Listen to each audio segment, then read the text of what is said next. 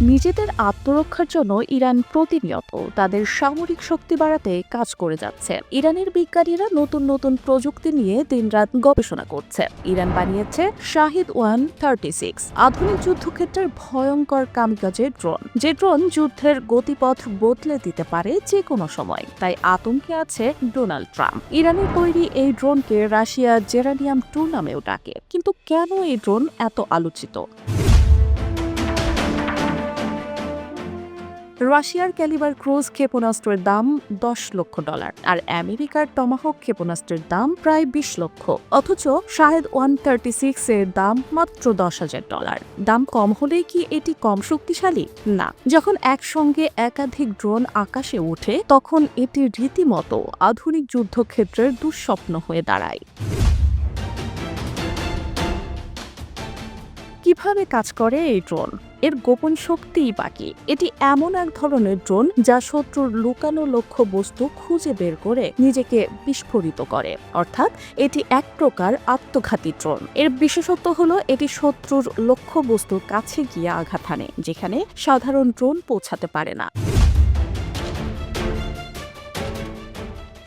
ড্রোনটি আকারে বেশ বড়। এর ওজন 220 কেজি, যার মধ্যে 5 থেকে 35 কেজি ওয়ারহেড থাকে। এখানে 50 হর্স পাওয়ারের ছোট মোপেড ইঞ্জিন আছে, যা চীন থেকে সস্তায় কেনা হয়। শাহেদ-136 ড্রোন আকাশে উড়তে গিয়ে এমন শব্দ করে যা দ্বিতীয় বিশ্বযুদ্ধের জার্মান স্টুকা বোমারু বিমানের কথা মনে করিয়ে দেয়। সেই স্টুকা বিমানের সাইরেনের মতো ভয়ঙ্কর না হলেও এটি এক ধরনের মোবাইল সাউন্ড তৈরি করে, যা শত্রুর মনে আতঙ্ক ছড়ায়।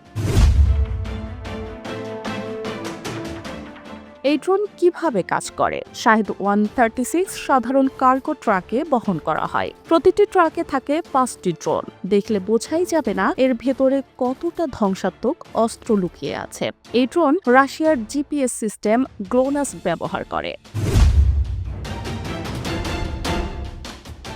ড্রোনটিকে রকেট দিয়ে লঞ্চ করা হয়। আকাশে ওঠার পর রকেটটি ফেলে দেওয়া হয়। একসঙ্গে 5 থেকে 10টি ড্রোন আকাশে উড়ে। এটি শত্রুর বিমান বিধ্বংসী ব্যবস্থাকে বিভ্রান্ত করে দেয়। ড্রোনটি খুব কম উচ্চতায় উড়ে, যা রাডারে ধরা পড়া কঠিন। লক্ষ্যবস্তুতে পৌঁছানোর পর ড্রোনটি পূর্ণ গতিতে নিচে ঝাঁপ দেয়। যদি একাধিক ড্রোন একসঙ্গে আঘাত হানে, ধ্বংস নিশ্চিত।